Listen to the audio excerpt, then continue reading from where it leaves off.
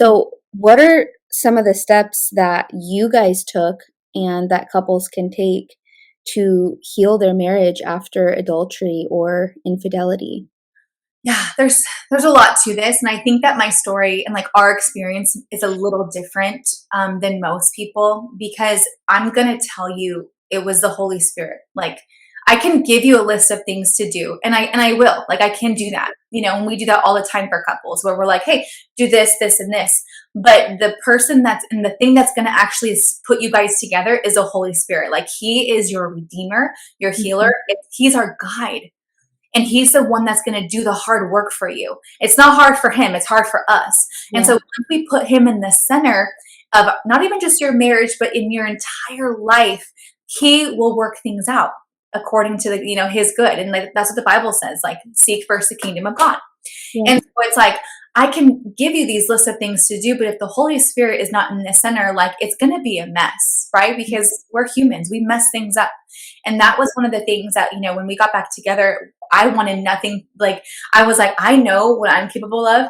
He knows what he's capable of. And we don't want this marriage that was like the past. We didn't want Jesus to redeem our old marriage. We wanted a new one. Mm. Ours was a mess. We didn't want that.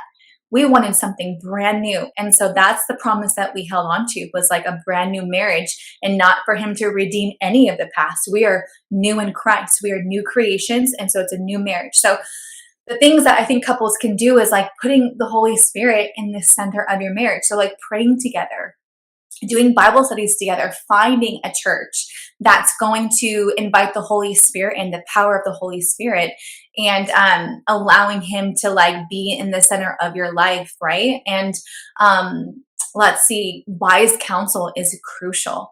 We had to really find couples that were going to point us to Jesus. And we also had to find couples that were healthy. Not every family is perfect. Not every marriage is perfect whatsoever. We know this, but there's healthy families and healthy marriages, right? That work through things in a healthy way. Mhm. So we wanted to find those people to surround us because we know the power of who you're surrounded by. Yep. It's a real thing. And so Yeah. we wanted to make sure that we were protected in all spots to protect our marriage. And so we wanted the right people around us. We wanted wise counsel. So we found, counselors who were not secular counselors. We didn't find counselors who were just cute little Christians that would say, pray about it. No, we had, Christian counselors who were spirit filled, who would like, Mhm. tell us and like challenge us and have us like really have hard conversations, Yeah. because there was a lot of healing that had to take place. It took years. It took us almost 5 years, a Mhm. very long time, to completely get past all of that stuff. Yeah, Wow. we came back together that first year. He reproposed to me, Mm. and he moved in. So like we're together again after that year. But then the work started. It was Yeah. that was like almost the easy part, coming back together and deciding to choose to love one another. But then it was really looking at our mess and Yep. looking at the past. Okay, what brought us here in the first place? And sealing up the miscommunication. Where did we go wrong? How can we fix this? How do you feel loved? What can I do to make you feel loved? What do I do to make you feel unloved? Okay, let's fix this, right? Having hard conversations is crucial. And a Yeah. lot of couples, I think, just shove things under a rug because they don't want to talk about it. It's hard to talk about it. It's painful to talk about it. But one day that rug is going to get so high, you're going to freaking fall on your face. Like it Amen. has to be talked about. Yeah. And we encourage couples, like every week, you must be dating. It's not just like a cute little hashtag, date your spouse. No, no, no, no. Who cares about that? It's about legit spending time with your spouse every single week, and like having those hard conversations if you need to, or going out and having fun together, whatever that looks like. But you have to have a timeout from life and be Mhm. face to face and communicate. And Yes. then like ask each other some hard questions. How am I doing? Like, how am I doing? Am I loving you correctly? Am I making you feel like asking like really, really thought provoking questions. So that way it can keep pointing you guys together, but forward versus backwards. Mm. And so that's the last thing we want to do, is like get back into that roommate stage where we're just like, it is what it is. It's fine. No, it's not fine. There's no scripture that says that. Like we want to like be living our lives according to scripture. And scripture does say like that, we can go from mountaintop to mountaintop to mountaintop. And that's what we declare over our marriage. Like we choose victory and better and better and better. We're not going backwards.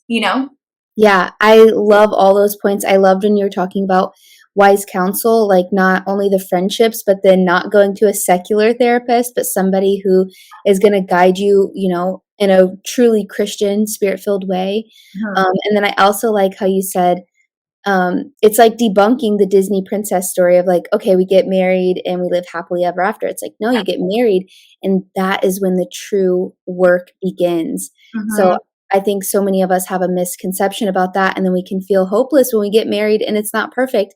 Well, yeah, because this is when you actually like start to build the house and you have to put Totally. in that work to have that dream marriage that you want. It doesn't just fall in your lap. So I think those are great points. I do want to add to it really quick was Yeah. like that first year when we were just friends, the Lord strictly told me, He was like, don't focus on him, focus on me, fall in love with me, and then you will fall in love with him.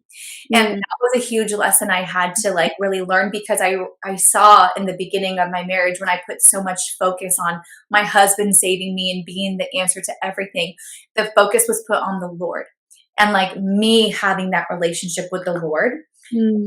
foremost, right? And then the things will work out with my husband and everything else too, right? But it's like I think that was a big lesson because humans and people are going to let you down, like Yep. everybody. And there has to be some sort of grace, of course, like grace for people and your spouse. But the thing is, it's like you're not going to feel fulfillment from any human. You're not. Mhm. Yeah, you can have a beautiful, healthy marriage. Yes, amen. But like the Lord is there for your comfort. The Lord is there for all those things. Not a man or a friend or money or anything will give you that void that we've been looking for and searching for.